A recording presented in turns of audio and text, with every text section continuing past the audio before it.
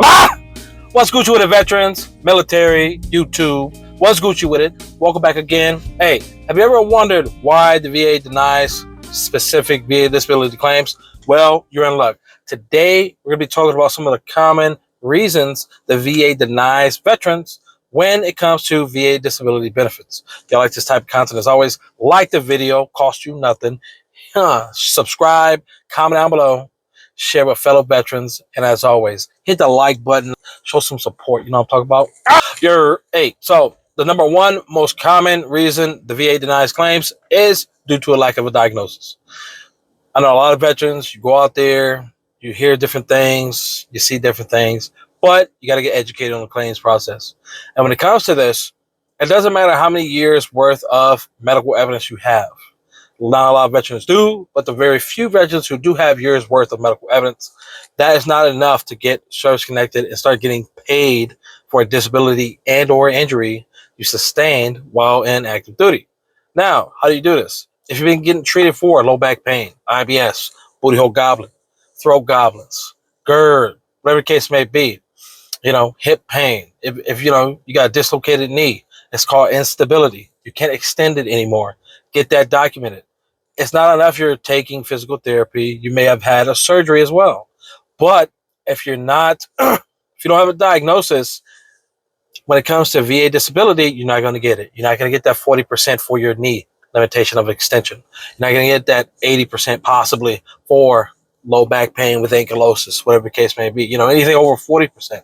You're not going to get that 50% for sleep apnea if you don't have a diagnosis and a CPAP machine and a requirement of that CPAP machine. So this is some of the things that you have to take into consideration. The VA, bare minimum, you're going to need a diagnosis and some medical evidence, regardless of how long you've been seeking treatment.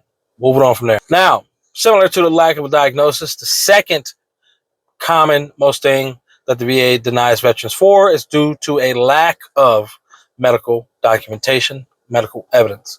Now, if you're trying to get the max possible VA disability rating for, let's say, migraines, VA claims, you're going to need to show a diagnosis for one, medication usage, frequency, how frequent is it occurring, intensity, what's the intensity of it? It needs to be prostrating 24/7 if you're trying to get that 50%, as well as what are some social and occupational impacts.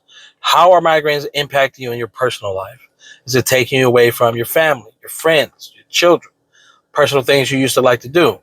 When you're at work, are you calling off from work? Are you are you expending leave days? Are you just leaving work without, are you requesting to leave work without even being paid for sick time or vacation? Have you exhausted all of that? Document that.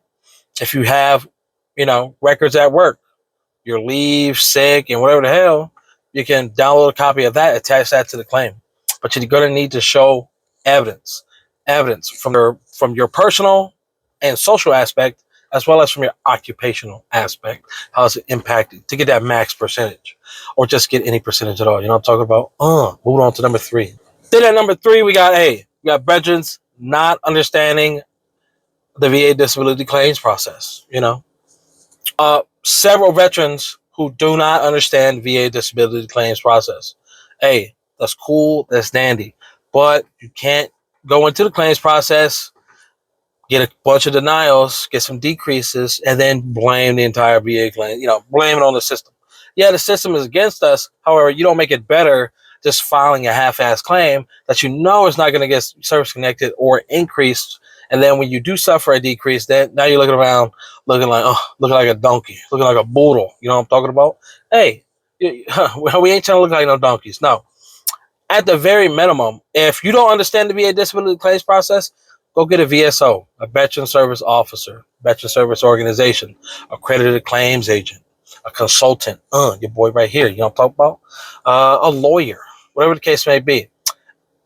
If you don't understand the process, get with somebody who does. Don't just submit stuff just to submit it, and it's just going to hurt you in the long run. You know what I'm talking about? Because now you have to answer for 2 or 3 years worth of shit submissions to the VA, and now you're trying to come back with some, sufficient medical evidence. you, now the VA is going to be questioning, was it an issue? Why wasn't it? Blah, blah, blah, blah, blah. You want to minimize the risk of getting that claim denied and maximize your opportunity of actually getting service connected and getting an increase. Fourth, CMP exams, compensation and pension exams. Veterans are not preparing themselves whenever they are going into their exams. What I mean by preparation, there's videos. I think the most you're going to get is from YouTube, possibly talking with your VSO if they're experienced and if the veterans that they're serving has, given them their experience working with, conducting and going through all the CMP exams. But when I say prep for it, at least, print out everything that you have for a single disability for that single exam. So if you're going in for mental health, whatever you submitted on va.gov, make sure you print it off, take it in with you. Why I say that? Because, there's several occasions that you go in and that CMP examiner is like, I couldn't access the system. My bad. Don't worry. I have a sticky note right here. I'm going to get you in and out in 5 minutes. I'm going to take care of you. No. Print it out so it's not an issue. And it's not going to be, it's not going to be an issue if you have it printed out. The worst thing they can say is, no, I don't want to look at your information. Even though it's the same information, that's the worst they can say. As well as possibly a blank DBQ, Disability Benefits Questionnaire, for this specific CMP exam.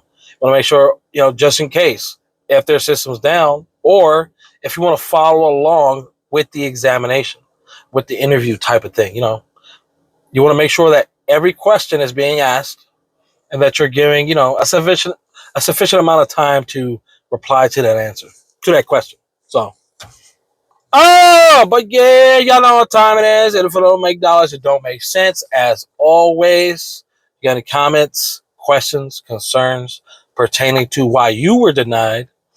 If you think it was foul play or you just don't understand, leave it down in the comments. And if you're currently in the VA disability claims process, let your boy know what stage you're in, what you actually filed for, and if you need any help, let you know. Until next time, y'all know what time it is. This is motherfucking Debo out. Y'all stay Gucci with it.